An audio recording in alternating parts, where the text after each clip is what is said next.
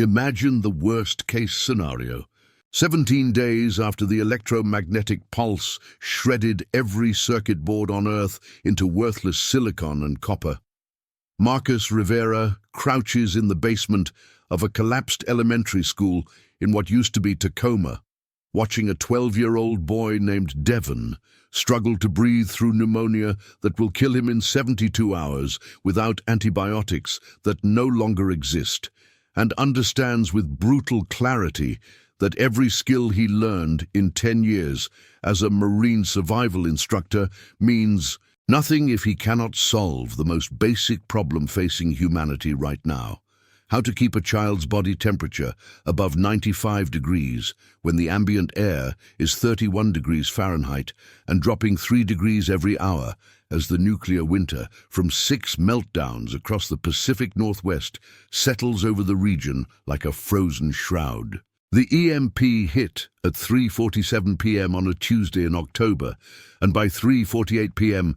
every car had become a useless metal box, every hospital ventilator had stopped mid-breath, every water treatment plant had gone silent, and every person who believed civilization was permanent had learned the most terrifying lesson in human history: we are always only 72 hours from complete systemic collapse.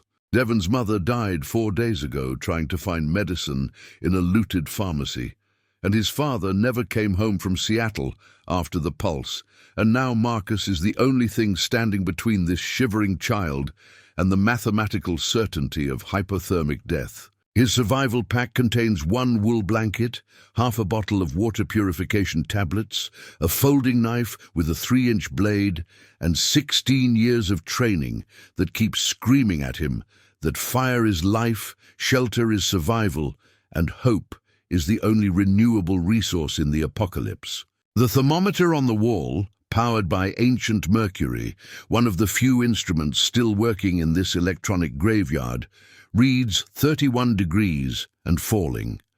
And Marcus can see Devon's lips turning blue, can hear his breathing getting shallow, can feel the boy's skin going cold under his fingertips. But he also sees, through the shattered window overlooking the school's courtyard, a massive pile of cattails and bulrushes growing in what used to be a drainage pond, and beside it, an intact sheet metal panel from the school's roof, and in the janitor's closet behind him, 73 rolls of industrial-grade insulation that somehow survived the looting. In that moment, Marcus Rivera stops being a survivor and becomes what the world needs most: a teacher who refuses to let death claim another student, no matter how impossible the mathematics of survival have become. If you connect with my story, please press the like button to find some light from this survivor's heart. Subscribe to the channel so you don't miss the next life stories, and tell me about them in the comments where you are watching this video and what time it is right now.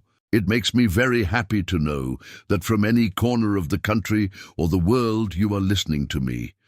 This is the story of Marcus Rivera, a 35-year-old man who spent the first 16 days after the collapse walking 143 miles from Joint Base Lewis McChord to Tacoma, searching for his younger sister Elena in a city that had transformed from ordered civilization into desperate chaos in less than a week.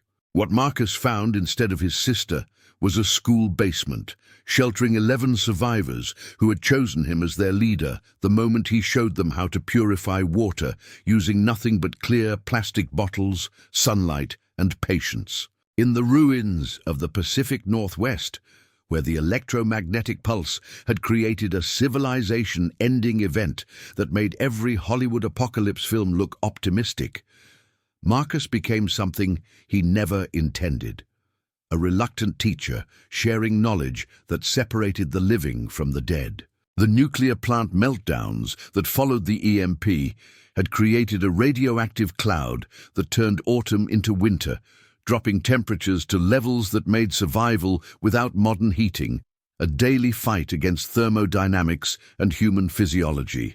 Marcus knew that the human body begins shutting down non-essential functions when core temperature drops below 95 degrees Fahrenheit. knew that children lose heat faster than adults due to higher surface area to body mass ratios, knew that Devon had maybe 8 hours before his organs started failing. But Marcus also knew something more important, that knowledge weighs nothing, travels anywhere, and multiplies when shared. Every person he taught became a teacher themselves, and every technique he demonstrated became a tool that could save dozens of lives. This was not a story about one man surviving. This was a story about how civilization rebuilds itself one skill at a time, one student at a time, one impossible choice at a time. The school basement had become home to 11 people ranging from 8 years old to 67, a cross-section of humanity thrown together by geography and desperation. Marcus had found them on day 3 after the pulse, huddled in the dark, afraid to light fires because they believed smoke would attract raiders. He had taught them that smoke was survival, that visible signs of life were invitations to community, that hiding in darkness was just slow death with better lighting. Sarah Mitchell, a 67-year-old former surgical nurse with silver hair and hands that still remembered how to set broken bones, had become his second in command by virtue of being the only other person who understood that triage was not cruelty, but mathematics. Yuki Tanaka, 14 years old and fluent in Japanese, English, and the language of trauma, had watched her parents die in a car accident caused by the EMP and now refused to speak, but communicated through drawings that showed Marcus exactly what the group needed. James Washington, 42, an electrician who understood that his entire career had become obsolete in one electromagnetic instant, had pivoted to becoming the group's water engineer, building filtration systems from sand, gravel, and activated charcoal he made from burning specific types of wood. Devon was James's nephew, a brilliant 12-year-old who had memorized the periodic table and could calculate trajectories in his head, but whose immune system was losing the fight against bacterial pneumonia that would have been cured with a $10 prescription 3 weeks ago. Marcus knelt beside Devon's sleeping bag, feeling the boy's forehead burning with fever that seemed to contradict the hypothermia risk, but actually made it worse. Fever increased metabolic rate, which increased heat loss, which meant Devon was burning through his body's energy reserves like a wildfire through dry brush. The boy needed insulation, needed his core temperature stabilized, needed the kind of shelter that could maintain 68 degrees Fahrenheit in a world where mechanical heating no longer existed. Marcus had built survival shelters in Arctic training exercises, had taught hundreds of Marines how to create microclimates using nothing but natural materials and physics, but he had always done it with proper equipment, with time to prepare, with safety nets that no longer existed. Now he was working with salvaged materials, a dying child, and the absolute certainty that failure meant attending another funeral in a world where funerals had become daily routines. He stood and addressed the group. Sarah was boiling water over a small fire built in a metal trash can with holes punched in the sides for airflow, the flames fed by broken wooden chairs from classrooms where students would never return. Yuki sat against the wall, drawing architectural plans for the shelter Marcus was about to describe, her pencil moving with the precision of someone who had learned that communication was survival. James was organizing their water supply, 6 5-gallon buckets filled with filtered water that represented 72 hours of drinking capacity for 11 people if rationed correctly. "We are going to build a thermal shelter inside this basement," Marcus said, his voice carrying the command authority of someone who had led Marines through impossible situations and could not afford to sound uncertain now. Devon's core temperature is dropping despite the fever, which means his body is losing the metabolic fight. We need to create a microclimate that maintains minimum 65 degrees Fahrenheit using only passive heat retention and our body heat as the energy source. This is not optional, this is physics, and physics does not negotiate. Sarah looked up from her fire, her face showing the exhaustion of a woman who had worked 72 straight hours trying to save lives with skills from 1950s medicine, because modern medicine required electricity, computers, and pharmaceutical supply chains that had evaporated like morning dew. "What do you need?"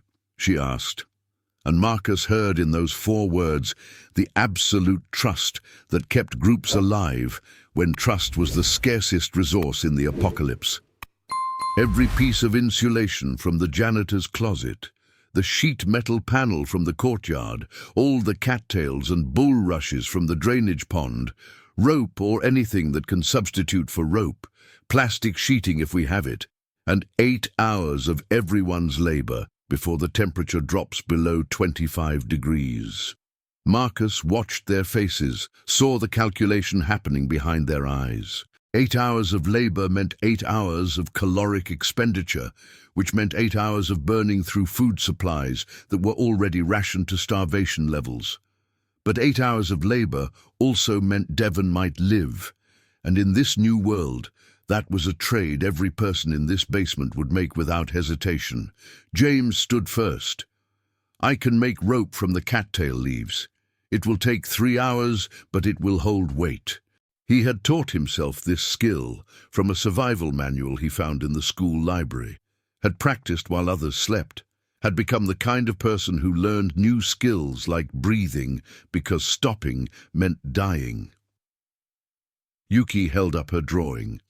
It showed a dome-shaped structure, maybe 6 feet in diameter, built in the corner of the basement where 2 walls met to provide additional insulation. She had drawn layers, an inner layer of cattails woven together, a middle layer of insulation, an outer layer of sheet metal to block wind infiltration. At the bottom, she had drawn an entrance tunnel that curved upward, preventing cold air from flowing directly into the shelter. It was brilliant. It was exactly what Marcus would have designed himself. It was proof that teaching created teachers, that knowledge multiplied, that survival was never about one person being exceptional, but about groups becoming competent. "Perfect," Marcus said, and Yuki smiled for the first time since he had met her 3 weeks ago. That smile was worth every risk they were about to take. They worked through the afternoon like a construction crew that understood their foreman was death itself. James and 2 others, Miguel Santos, 29, a former construction worker whose skills had suddenly become priceless, and Rachel Kim, 33, a graphic designer whose attention to detail had translated perfectly into precision craftsmanship, harvested the cattails from the frozen pond, their hands turning red and numb in the 30-degree water, but refusing to stop because stopping meant Devon died.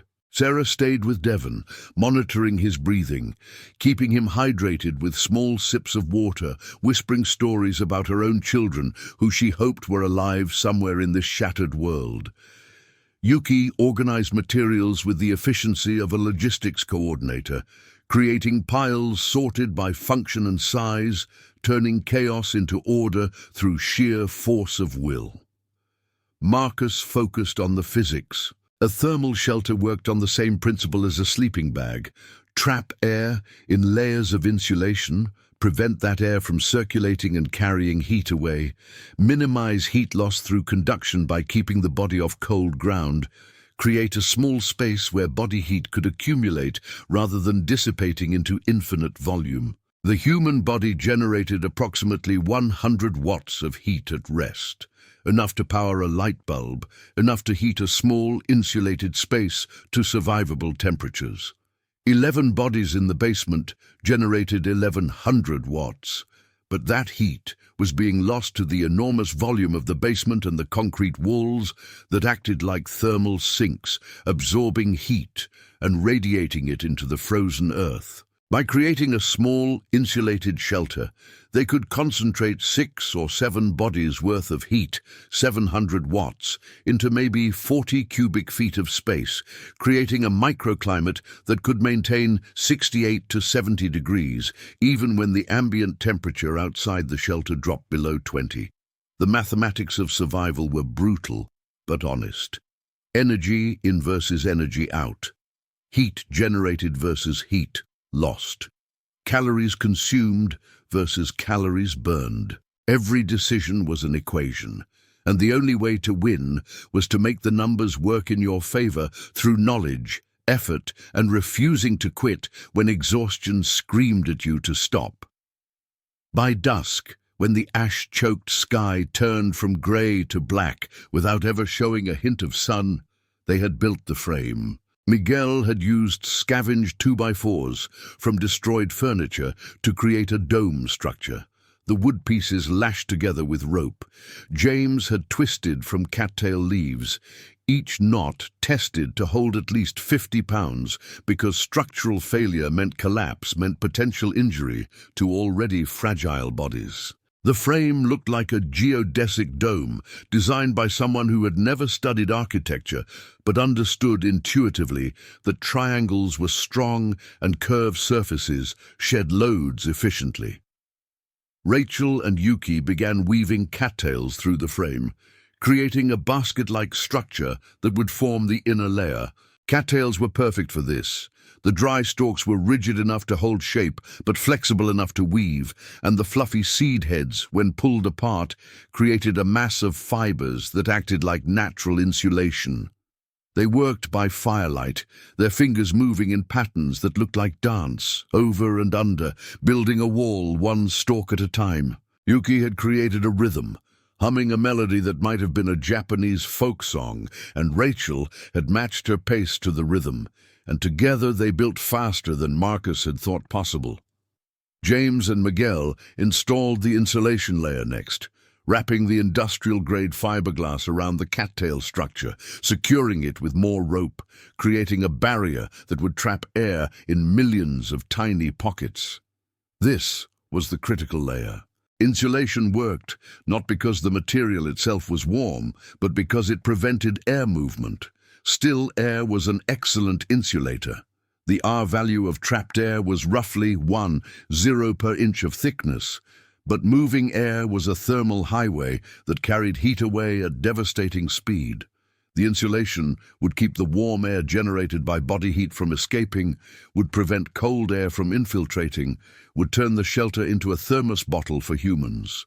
The final layer was sheet metal, salvaged from the school's destroyed roof, cut into panels using a hacksaw that Miguel wielded with the skill of someone who had spent 20 years in construction.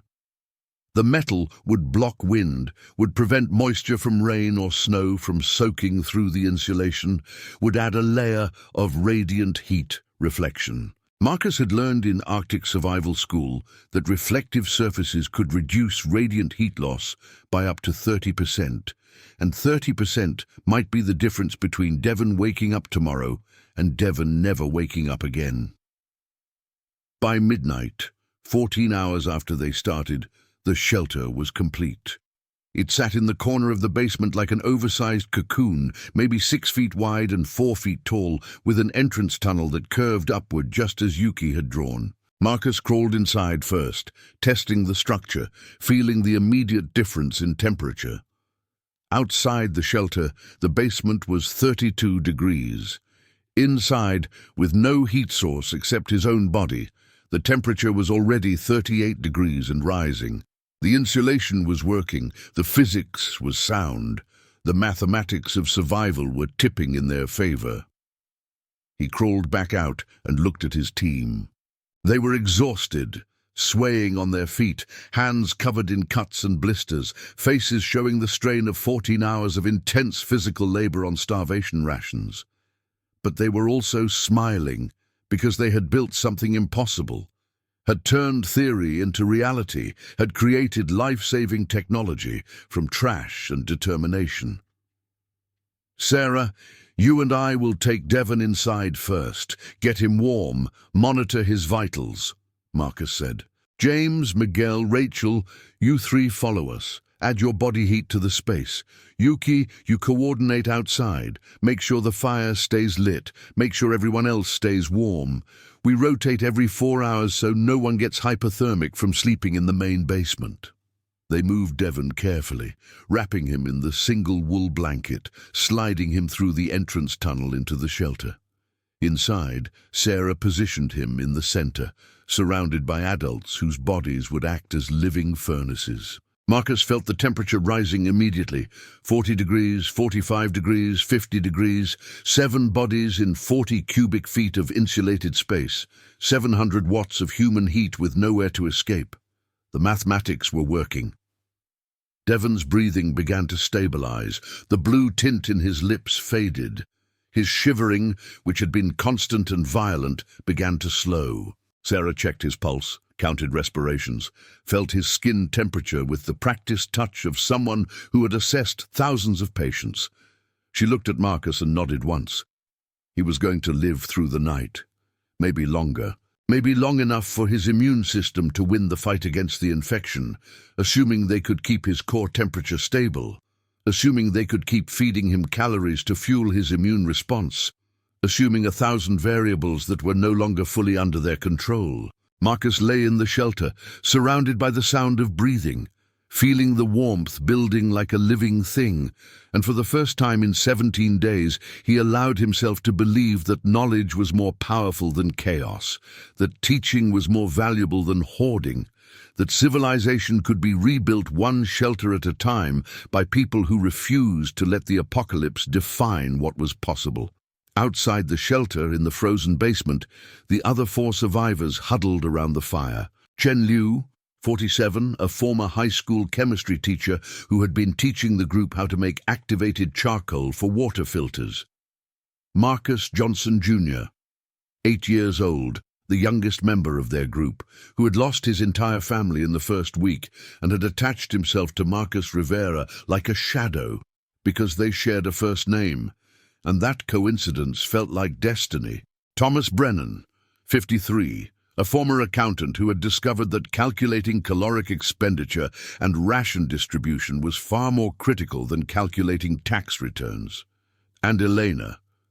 Marcus stopped that thought immediately, forced his mind away from the memory of his sister's name, focused on the present moment where decisions were made and lives were saved or lost. The night passed in 4-hour rotations. The fire burned steadily, fed by wooden debris that would last another week if rationed correctly, which meant they had 1 week to find a new heat source or figure out how to survive without fire. The temperature outside dropped to 19 degrees. Inside the shelter, it stabilized at 62 degrees, warm enough to prevent hypothermia, cool enough to conserve the calories they would need to maintain their body heat. Devon's fever broke around 4 a.m., his body temperature dropping from 103 degrees to 99 degrees, still elevated but no longer dangerous. Sarah checked his lungs and reported that his breathing sounded clearer, less congested, as if his immune system had finally gained ground against the infection. When Marcus emerged from the shelter at dawn, though dawn was just a slightly lighter shade of grey in the ash-choked sky, he found Yuki waiting for him with a drawing. She had sketched the entire basement, showing 5 more thermal shelters built along the walls, each one housing 2 or 3 people, creating individual microclimates that would reduce their overall heating needs by an estimated 70%. She had calculated the material requirements, identified where they could harvest more cattails, even designed a system for ventilation to prevent carbon dioxide buildup from all the bodies breathing in enclosed spaces. Marcus stared at the drawing, then at Yuki, then back at the drawing. "You understand this is genius, right?" he said softly. "This is engineering-level thinking. This is how we survive winter." Yuki picked up her pencil and wrote on the bottom of the page, "You taught me. Now I teach others." That sentence contained more truth than any speech Marcus had ever heard. Survival was not about individuals hoarding knowledge and skills. Survival was about knowledge flowing like water, spreading to every person who needed it, multiplying exponentially until entire communities became competent at the basics of staying alive. Every Marine who had gone through Marcus's survival courses had learned this principle, Train others as hard as you train yourself, because when the situation goes catastrophic, you need every person around you to be capable, not just the designated experts. The next 3 days were spent building 4 more thermal shelters, each one slightly improved from the last, as the group learned from experience. They discovered that adding a layer of cardboard between the insulation and the metal created an additional dead air space that improved R-value by another 15%. They learned that positioning the entrance tunnel facing away from the direction of prevailing wind reduced infiltration of cold air by nearly half. They experimented with different weaving patterns for the cattails and found that a herringbone pattern created a denser, stronger structure than simple over-under weaving. Each lesson was documented by Yuki in drawings that were becoming a survival manual, a body of knowledge that could be shared with other groups, taught to other survivors, used to save lives beyond their own basement. On day 21 after the EMP, a stranger appeared at the basement entrance. She was a woman in her 50s, rail-thin from starvation, wearing layers of mismatched clothing that did nothing to stop the cold. Her name was Patricia Hernandez, and she had walked 11 miles from Seattle looking for her daughter, who had been visiting Tacoma the day the world ended. She collapsed inside the entrance, hypothermic and exhausted, barely conscious. Sarah and Marcus went into emergency mode. They stripped off her wet clothing, wrapped her in the wool blanket, carried her into the nearest thermal shelter where body heat from James and Miguel immediately began warming her core temperature. Sarah monitored her vitals, watching for signs of rewarming shock that could stop her heart. Marcus prepared warm water, mixed with a tiny amount of sugar and salt. Oral rehydration therapy that could save her from dehydration that amplified hypothermia's effects. Patricia survived. 3 hours later, wrapped in dry clothing and drinking warm broth made from stored rice and scavenged vegetables, she told them her story. Seattle had descended into complete chaos. The food riots had killed thousands in the first week. The bridges had become killing zones controlled by gangs who charged tolls that meant giving up everything you owned or dying on the spot. The government had tried to establish order, but without communication systems, without transportation, without any way to coordinate beyond shouting distance, authority had evaporated like morning mist. She had left because staying meant dying, and dying meant never knowing if her daughter was alive. "Is your daughter named Eleanor?"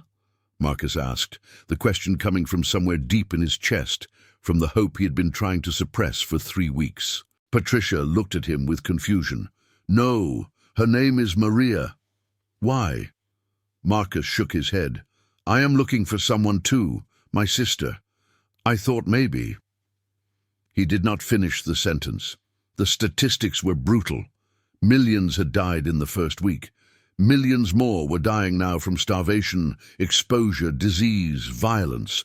The chance that any specific person was alive decreased every day. But Patricia looked at him with something like understanding. "She might be alive," Patricia said quietly. "There are survivor camps, organized groups, some with former military trying to establish order.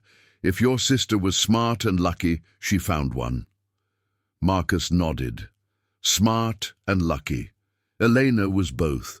She had been a civil engineer, someone who understood infrastructure and systems. She would have known immediately what the EMP meant, would have started preparing for collapse before most people had finished being confused. She might be alive. Might. Patricia became the 12th member of their community.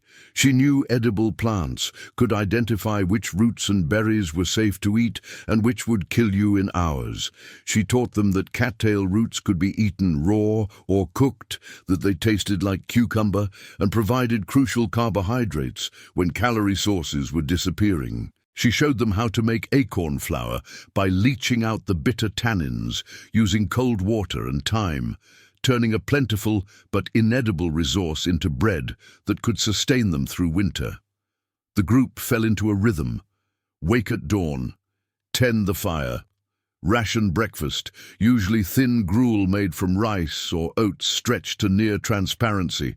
Work on projects, building shelters, improving water filtration, gathering food, fortifying the basement against potential raiders. Ration lunch, more work. Ration dinner, evening gathering where Marcus taught survival skills and anyone else who had knowledge shared it with the group. Sleep in shifts, always someone on watch, always someone keeping the fire alive. Devon recovered slowly. His pneumonia cleared over 2 weeks, his body winning the fight one labored breath at a time. The thermal shelter had saved him, but so had Sarah's constant care.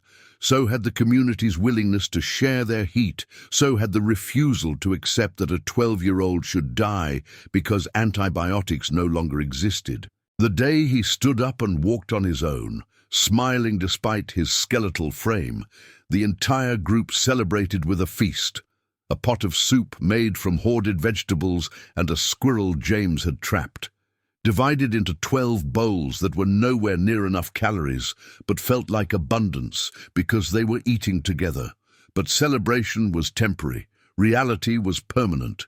They were burning through their food supplies faster than they could replace them. The temperature was continuing to drop as the nuclear winter settled in for what might be months or years. Other survivor groups were competing for the same scarce resources. And Marcus knew, with the certainty of someone who had studied collapse scenarios in military planning sessions, that the next crisis was always coming, that survival was not a destination, but a continuous process of problem-solving until the day you stopped solving problems and became a cautionary tale. The crisis arrived on day 29 in the form of 4 armed men who appeared at the basement entrance, demanding their food supplies.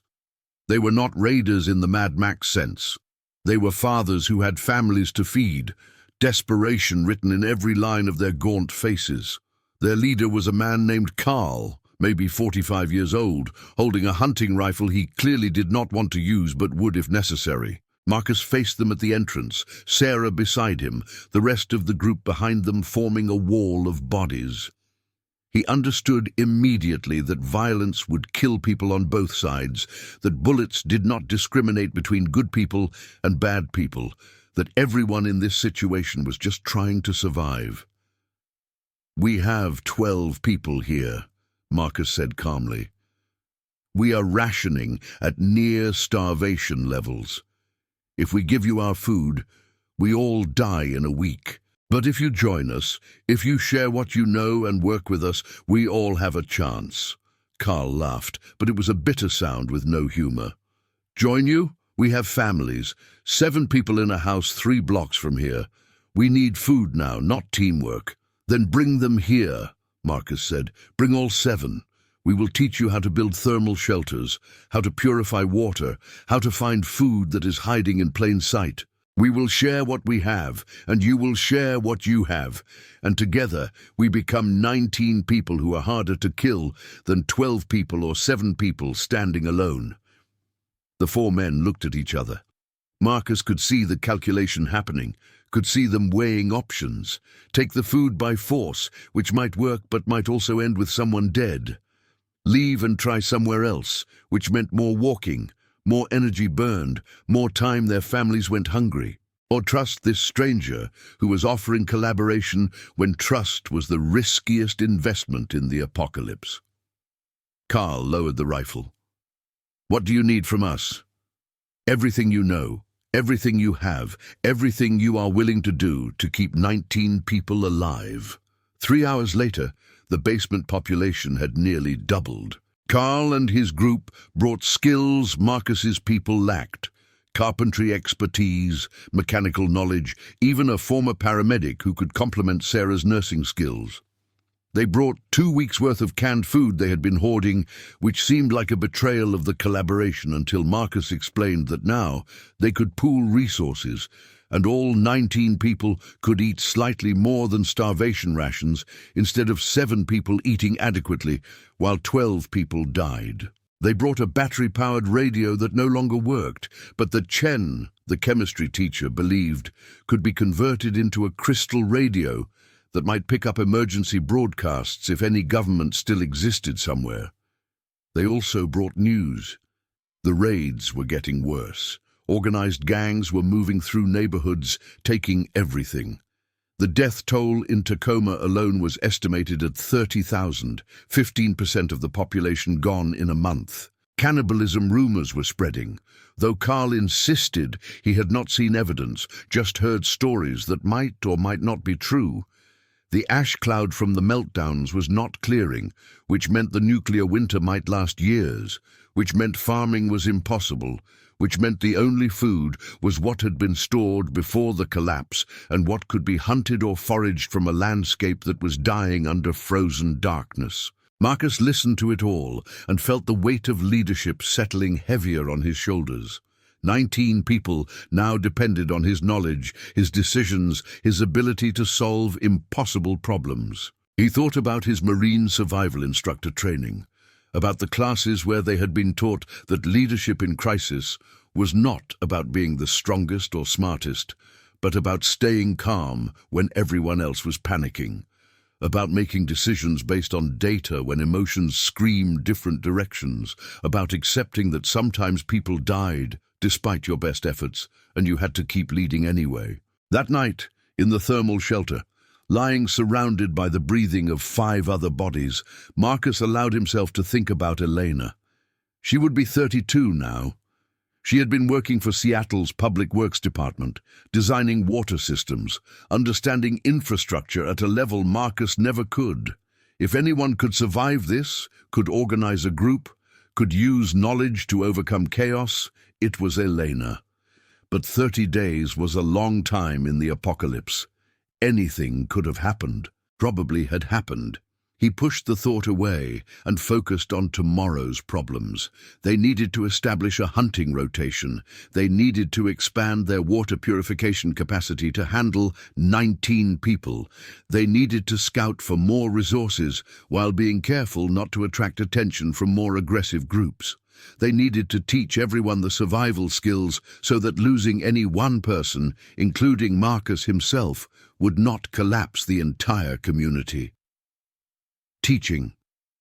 That was the key. That had always been the key. The next morning, Marcus instituted the first formal lesson. Everyone, regardless of age or prior experience, would learn one survival skill per day.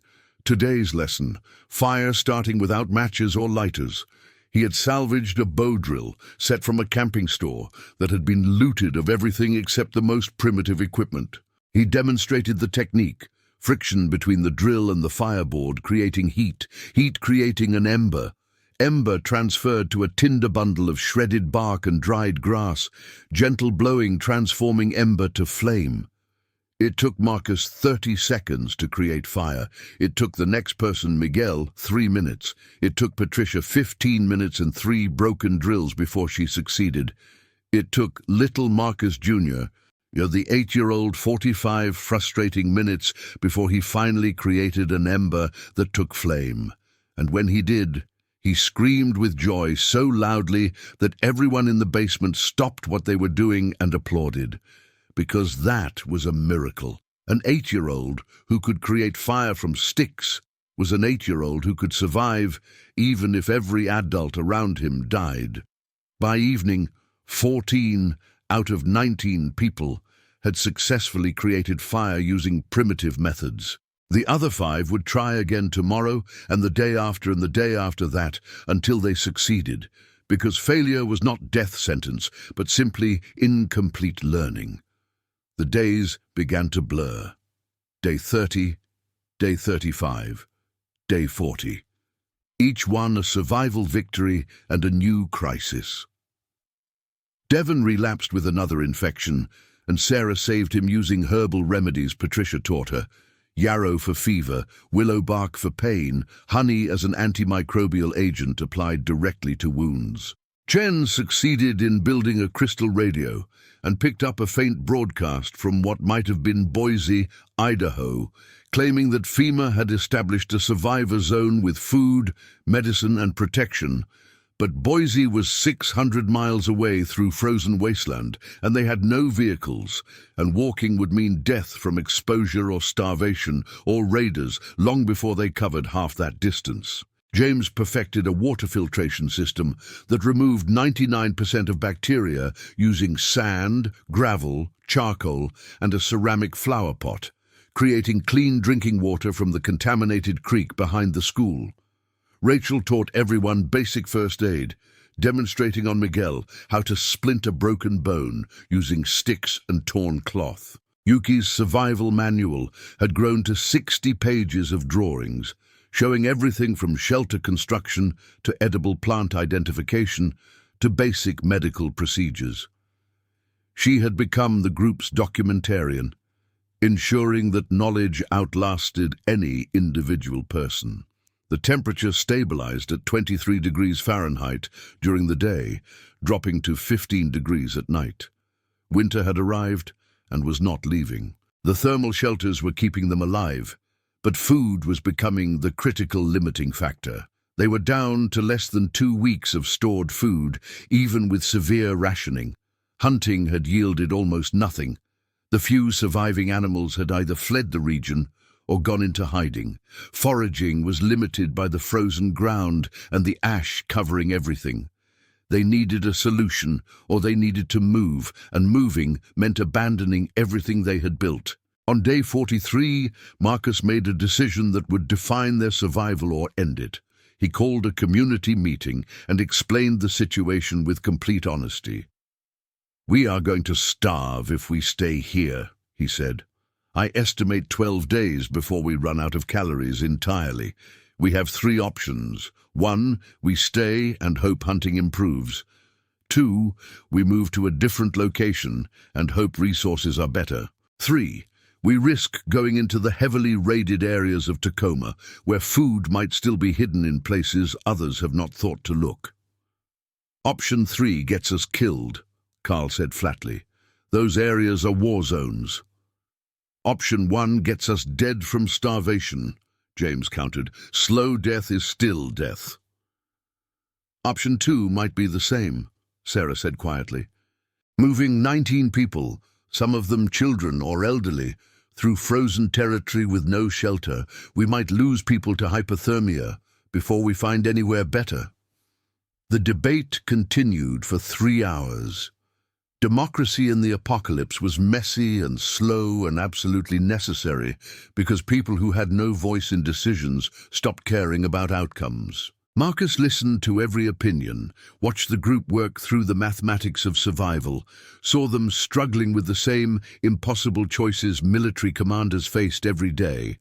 Terrible option versus worse option versus catastrophic option. Finally, Yuki held up a drawing. It showed a map of Tacoma with 3 specific buildings marked: a grocery distribution warehouse, a restaurant supply store, and a grain elevator. She had written beside each one, "Large buildings, easy to overlook, might have deep storage." Marcus stared at the map. Distribution warehouses had industrial-scale food supplies stored in multiple rooms and basements that looters might miss if they hit the main floor and assumed they had cleared the building. Restaurant supply stores had bulk ingredients, 50-pound bags of flour, rice, sugar, that were less appealing than canned goods but had far more calories. Grain elevators were literally mountains of stored grain that no one thought of as food, because it required processing equipment. But grain could be ground by hand, could be boiled into porridge, could sustain humans for months. "This is brilliant," Marcus said, "but it is also incredibly dangerous. These buildings are in the center of the raided zones. We would need a team, we would need weapons for defense, we would need speed, and we would need luck." "Then we need volunteers," Carl said. "People willing to risk death to save everyone." 5 hands went up immediately. Miguel, James, Rachel, Carl, and Marcus, because leaders who asked others to take risks had to be willing to take them themselves. Sarah shook her head. "No, if we lose you 5, we lose the people with the most skills. The community collapses.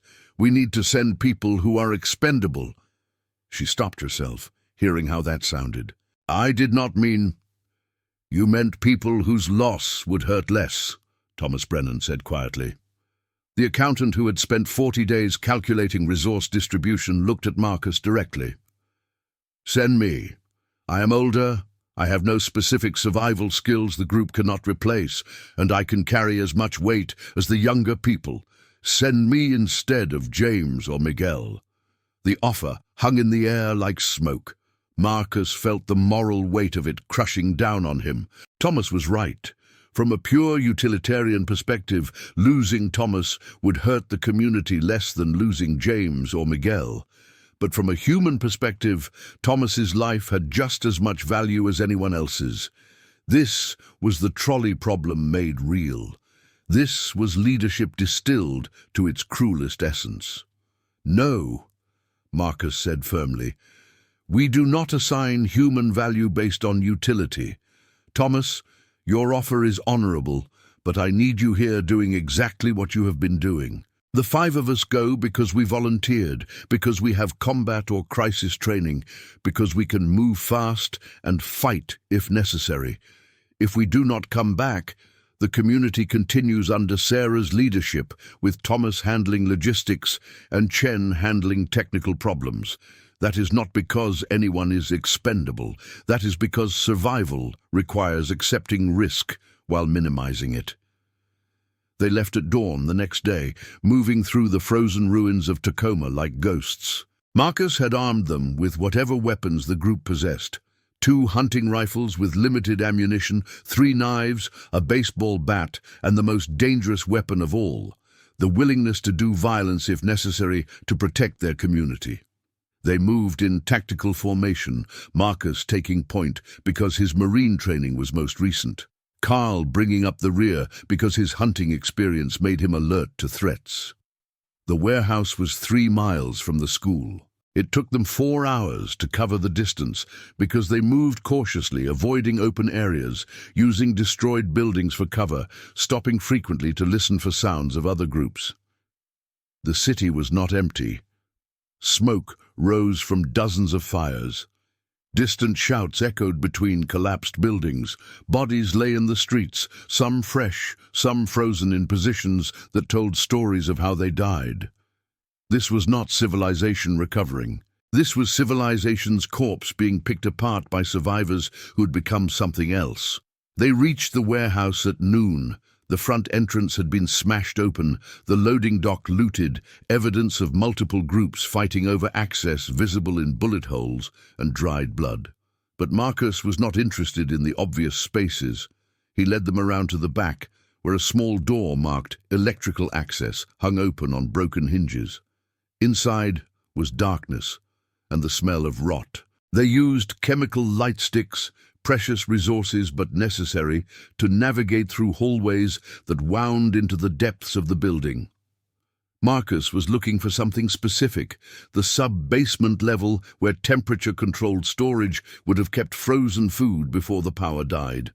That food would be rotted now, but beneath that level there might be dry storage, might be warehouses full of canned goods or dried goods that could sustain 19 people through winter. They found it on the 3rd level down, a massive room, maybe 50 yards on each side, lined with metal shelving that reached to the ceiling. And on those shelves, protected by being beneath 3 levels of building, untouched because the raiders had not thought to go this deep, were pallets of food, bags of rice, bags of flour, canned vegetables, canned meat, dried beans, sugar, salt, oil. Enough food to sustain 20 people for 6 months, maybe longer if rationed correctly. Marcus stood in the doorway and felt something he had not felt in 43 days. Hope that did not require killing yourself through optimism. Hope based on tangible resources. Hope that suggested they might actually survive winter. "Take everything we can carry," he said. "Prioritize calorie-dense foods, rice, flour, oil, beans. We make as many trips as necessary until we have secured enough for winter." They worked like machines, loading backpacks and bags with food, hauling it up 3 flights of stairs, running the 3 miles back to the school, unloading and repeating. 4 trips, 12 miles of running while carrying 80-pound loads. By the time darkness fell, they had moved enough food to the school to sustain the community for 2 months at survival rations, possibly 4 months if they could supplement with hunting and foraging. On their final trip, as they were preparing to leave the warehouse, they heard voices, a group approaching. Marcus signaled everyone to silence, to stillness, to the frozen immobility that made humans invisible in shadows. The voices grew louder. 6 people, arguing about whether the warehouse was worth checking. They were heading for the front entrance, which meant Marcus's group had maybe 3 minutes to escape through the back before being discovered. They moved like hunters, like marines, like people who understood that sound was death. Through the electrical access door, through the maze of destroyed buildings, into the frozen streets where darkness was beginning to settle. They were 2 blocks away when they heard shouts behind them. The other group had found the sub-basement, had realized someone else knew about it, were possibly pursuing. Marcus pushed them faster, running now, sacrificing stealth for speed, trusting that darkness was their ally. Behind them the shouts continued, but did not get closer. They made it back to the school basement with their final load, collapsing inside the entrance, gasping for air, muscles screaming from exhaustion and adrenaline crash. But they had done it. They had found food. They had secured winter survival. They had taken enormous risk, and it had paid off. The celebration that night was muted, but real. An extra portion of rice for everyone. A canned peach divided 19 ways, each person getting 2 small pieces of fruit that tasted like heaven after 6 weeks of bland survival rations. Stories shared around the fire about the raid, about close calls, about the moment they saw all that food and realized they were going to live. But Marcus could not fully celebrate, because he knew the other group would eventually figure out where the food had gone, would possibly come looking, would potentially bring violence to their doorstep. Security had just become his primary concern, which meant weapons, which meant defenses, which meant potentially having to hurt or kill other human beings who were just trying to survive. The mathematics of survival were getting darker. The compound grew. Over the next 2 weeks, they fortified the school basement, creating choke points at the entrance, building walls from debris that would funnel any attackers into kill zones where their limited firearms would be most effective. Marcus hated every decision that pushed them toward militarization, but he also understood that pacifism was a luxury they could not afford when violence was the currency of the apocalypse. They trained in shifts, half the group working on daily survival tasks, half training in basic defensive tactics. Even little Marcus Jr. learned how to sound an alarm, how to take cover, how to follow commands without hesitation. They also sent out scouting parties, trying to map the territory around them, identify other survivor groups, determine who might be allies and who were threats. Chen led one party that made contact with a group of 30 people living in a church 5 miles away. They were organized, peaceful, led by a former army captain who had similar philosophies about cooperation over conflict. A meeting was arranged. Resources were discussed. The possibility of a network of survivor communities began to emerge. Groups trading skills, sharing information, defending each other against raiders. It was during one of these scouting missions on day 56 after the EMP that Marcus found evidence his sister might be alive. Rachel had been leading a party that included Yuki and Patricia, searching an abandoned neighborhood for supplies. They had found a house that showed signs of recent occupation, a fire pit that was less than a week old, food scraps that were fresh and scratched into the wall of the bedroom, a message, Elena R., headed to Green Lake Community, 12 to 14. Marcus stared at that message for 10 minutes, afraid to believe it, afraid to hope it, knowing that Elena R., Could be anyone, but knowing in his bones that it was his sister, because Green Lake was a place they had talked about as children, a place where their parents had taken them camping, a place that would make sense as a rally point if the world ended and you needed to find family. Green Lake was 40 miles away. In the old world, 40 miles was an hour's drive. In the new world, 40 miles was a week of dangerous travel through frozen wasteland and raider territory. And leaving meant abandoning the community he had built, the people who depended on him. He returned to the school basement and gathered the community. He explained what he had found, explained what it might mean, explained the choice he was facing: stay and lead, or leave and search for family. The room was silent for a long time. Finally, Sarah spoke. "You have to go," she said simply. "You have taught us everything we need to survive. We have food, we have shelter, we have skills, we have community. What we do not have is the right to hold you here when your sister might be alive." "But leadership," Marcus started.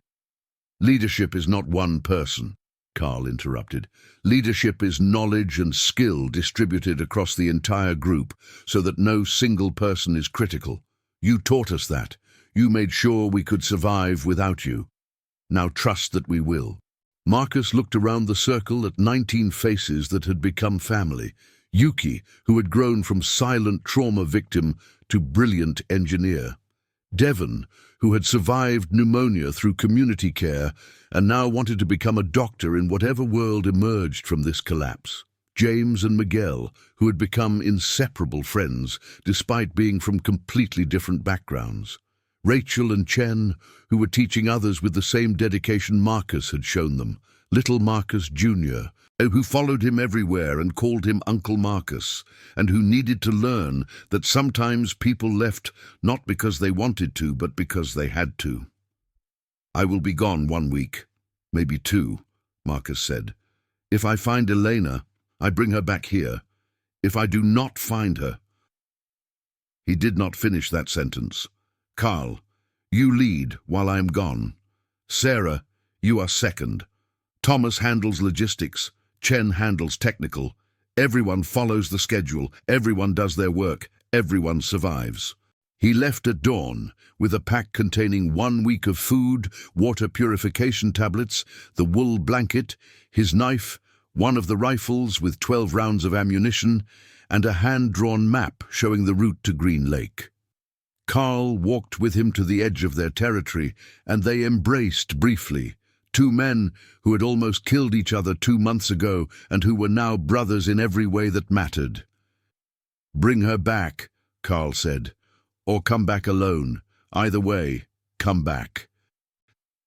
Marcus walked north through the frozen ruins of civilization, following roads that were no longer roads but obstacle courses of abandoned cars and collapsed buildings. The temperature never rose above 20 degrees. The ash-choked sky meant twilight at noon and total darkness by 4 p.m. He passed bodies frozen in the streets, past evidence of battles fought over nothing, past buildings that had been homes and offices and schools and were now just shells where the wind howled through broken windows. He also passed survivors. Small groups huddled around fires, watching him pass with exhausted eyes that calculated whether he was worth attacking.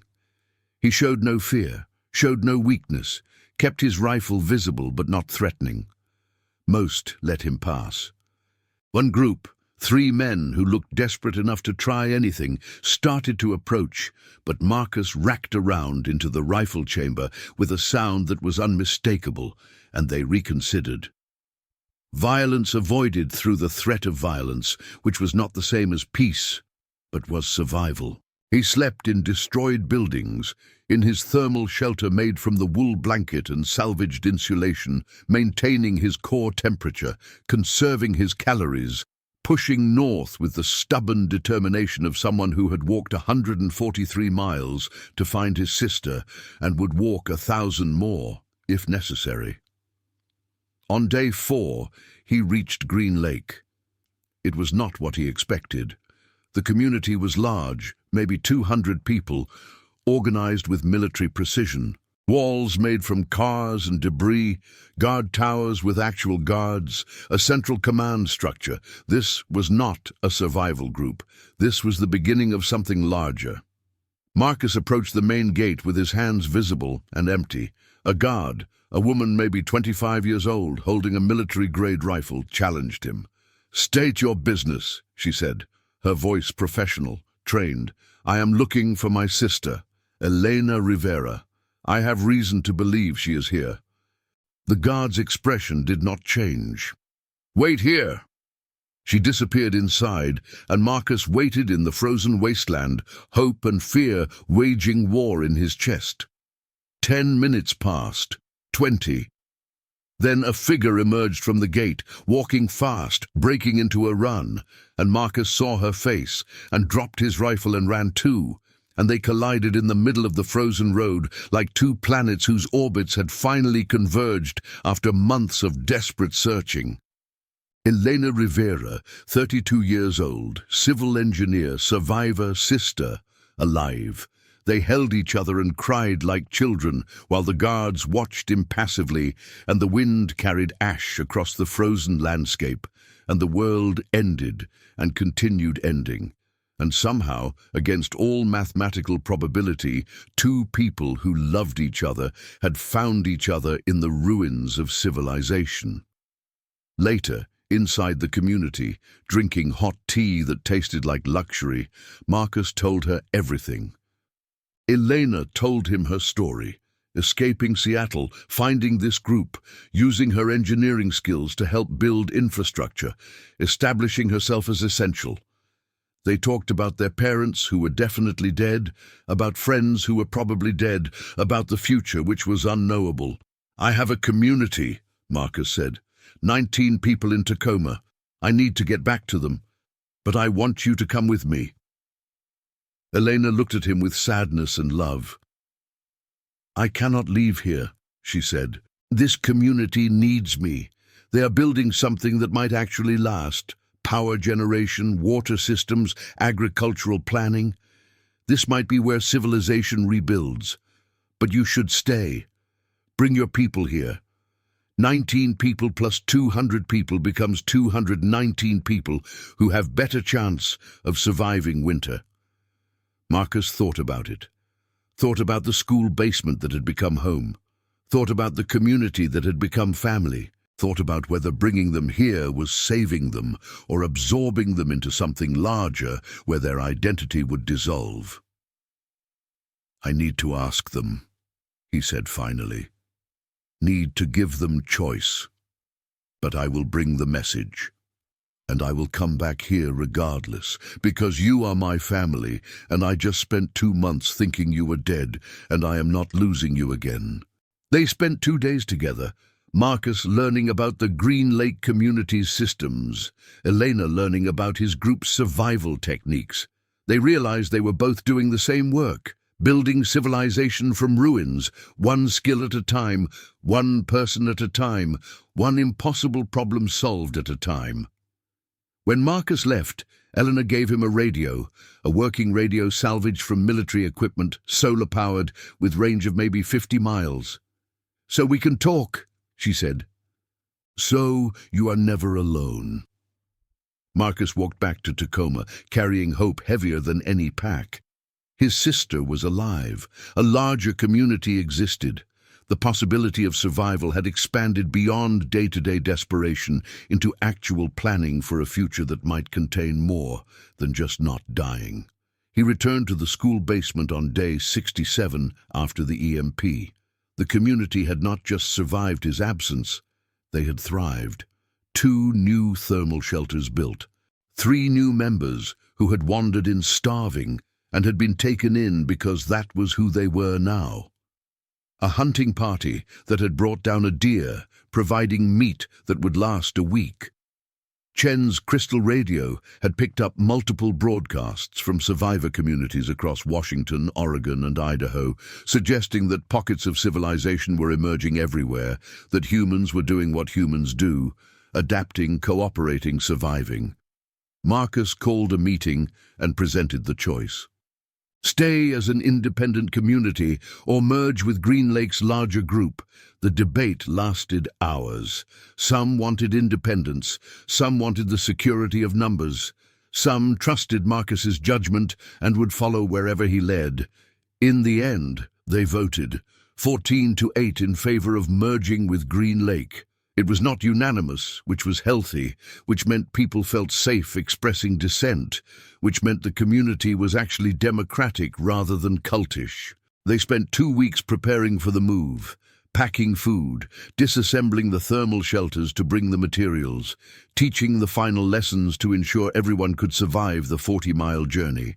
On day 83, after the EMP, 22 people walked out of the school basement, Marcus's original 19 plus the 3 new members, and headed north toward Green Lake, toward Elena, toward a community that might become the seed from which civilization regrew.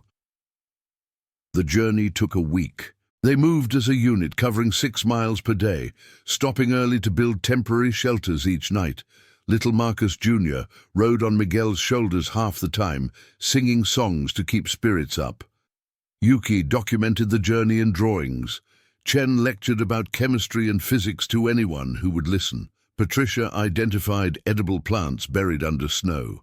Sarah tended the minor injuries and kept everyone's feet dry to prevent frostbite. They lost no one. 22 people started the journey, and 22 people arrived at Green Lake 7 days later, exhausted but alive, carrying everything they owned and everything they knew. Elena met them at the gate, and Marcus watched his 2 families meet, the family of blood and the family of choice, and saw them beginning to merge into something larger than either had been separately. The integration was not instant or easy. Cultures clashed. Systems had to be negotiated. Roles had to be defined. But slowly, over days and weeks, the groups knitted together. Marcus continued teaching survival skills, now to a community of 222. Elena continued engineering infrastructure. Sarah established a medical clinic. Chen set up a school for children using salvaged textbooks and his own knowledge. Yuki's survival manual was copied and distributed to every family in the community. Winter continued. The nuclear winter would last years, according to their best estimates, maybe a decade before the ash cleared and temperatures normalized. But they had food stored for 6 months. They had systems for generating more. They had knowledge distributed widely enough that no single death could collapse the community. They had hope, not the desperate hope of people dying slowly, but the practical hope of people solving problems one day at a time. Marcus Rivera, 35 years old, former Marine survival instructor, stood on the wall of Green Lake Community on day 120 after the EMP and watched the ash-choked sky and thought about how far humanity had fallen and how far it still had to climb. 95% of the population was dead or dying. Billions of human beings reduced to maybe a few 100 million survivors scattered across a frozen planet. The greatest collapse in human history, but also the greatest testament to human adaptability. Every community that survived was a data point proving that knowledge, cooperation, and stubborn refusal to surrender could overcome even civilization-ending catastrophe. Every person who learned to build fire, or purify water, or construct shelter, was a seed from which new civilization could grow. Every teacher who shared skills was multiplying humanity's chances of survival exponentially. The apocalypse had not ended humanity. It had revealed what humanity was beneath all the comfort and technology. Problem-solving apes who refused to die quietly, who built families from strangers, who shared knowledge like it was the only wealth that mattered, who looked at impossible situations and saw puzzles to be solved rather than fate to be accepted. Marcus thought about the school basement where it had all started, about Devon almost dying from pneumonia and being saved by physics and community care, about Yuki learning to speak through drawings and becoming an engineer, about Carl pointing a rifle at him and becoming a brother, about 19 people becoming 22, becoming 222, becoming whatever number would emerge as other communities merged and grew and connected.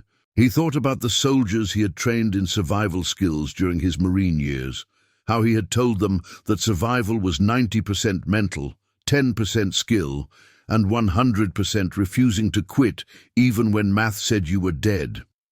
He had believed it then as an abstract principle. He knew it now as lived truth. The apocalypse was not over. Winter was just beginning. Humanity's recovery would take decades, maybe centuries. But recovery would happen because humans did not quit, did not surrender, did not accept that falling meant staying down. Somewhere in the frozen wasteland, other communities were forming. Other teachers were sharing skills. Other families were choosing each other and building futures from ruins. The network would grow. The knowledge would spread. Civilization would rebuild. Different than before, hopefully wiser, but fundamentally the same. Humans cooperating to overcome a hostile universe through accumulated knowledge and stubborn hope. Marcus looked at Elena working with a team to install a water pump system. Looked at Sarah treating a patient in her makeshift clinic. Looked at little Marcus Jr. learning to read from Chen.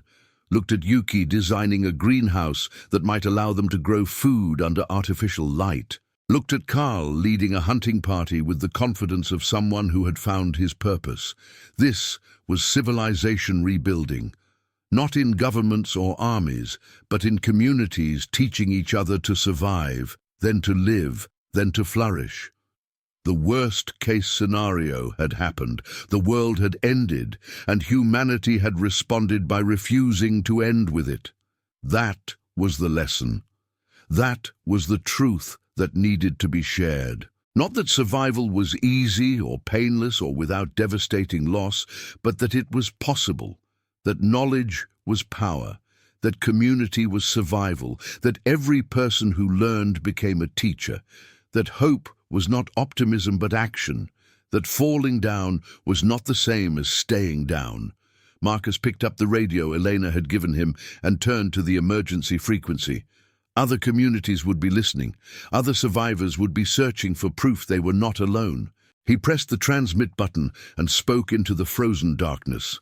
This is Green Lake Community in Washington State. Day 120 after the collapse. We are 222 people. We have food. We have water. We have shelter. We have knowledge to share. If you can hear this, you are not alone. If you are surviving, you are succeeding. If you need help, call out. The world ended, but humanity did not. We are rebuilding. One community at a time, one skill at a time. One day at a time. The apocalypse is not permanent. Winter will end, spring will come, civilization will return. Because we refuse to let it die. Call out, let us know you are there. Let us build the network, let us survive together. This is Marcus Rivera at Green Lake. We are listening, we are here. You are not alone. He released the button and waited. Static filled the air. Then faintly, a response from somewhere in the frozen wasteland. This is Spokane Community. We hear you. We are 103 people. We are surviving. We are here. Then another voice. This is Bellingham, 78 people, listening, surviving. Then another. Olympia, 112. We are here. The voices multiplied across the radio waves. Communities calling out to each other across the darkness, humans proving that connection was stronger than collapse, that civilization was not buildings or technology, but simply people refusing to stop being human. Marcus smiled. The network was forming. The knowledge was spreading. The future was being built from ruins by people who understood that survival was not about being special or chosen, but about being stubborn enough to learn, brave enough to teach, and human enough to care about people beyond yourself. The apocalypse had been the worst-case scenario, but humanity's response was the best case: imperfect, messy, beautiful, resilient, and absolutely refusing to surrender to the darkness. That was worth surviving for. That was worth teaching for. That was worth living for in a world that had died and was being born again through the stubborn hope of humans who knew that knowledge shared became power multiplied, that community was survival, that every person mattered, that falling down was not the same as staying down, and that sometimes the worst-case scenario was just the beginning of humanity's greatest story. The story of how we refused to end when the world ended, how we rebuilt from ruins through knowledge and cooperation, how we proved that consciousness and tool-making and stubborn refusal to quit were enough to overcome even civilization-ending catastrophe. The radio crackled with voices. The community worked. The future built itself one moment at a time. And Marcus Rivera, teacher of survival, student of hope, looked at the frozen landscape that had tried to kill him and everyone he loved, and saw instead the canvas on which humanity would paint its recovery. Your body will betray you after 72 hours without power. But your mind, your knowledge, your community, your refusal to surrender, those things will save you, will save us all, will rebuild the world that fell, one skill shared at a time, one life saved at a time, one impossible problem solved at a time, until the apocalypse becomes just the darkest chapter in a story that continues, that persists, that survives because humans always survive, always adapt, always rebuild, always refuse to let the darkness be permanent. That is the truth. That is the lesson. That is the future worth fighting for. Thank you for sharing this moment with me through whatever distance separates us. Whether you are watching from a warm home or a survival shelter, whether the sun is rising or setting in your corner of the world, whether you are safe or struggling, know this: you are not alone. Knowledge is power, community is survival, and the future is built by people who refuse to quit even when every rational calculation says the situation is hopeless. Share this story if it resonated with you. Tell me in the comments where you are and what time it is, because connection across distance reminds us that humanity is one global community separated only by geography, not by hope or determination or the stubborn refusal to surrender to darkness. We survive together. We rebuild together. We refuse to end together. That is the story. That is always the story. That is the only story that matters.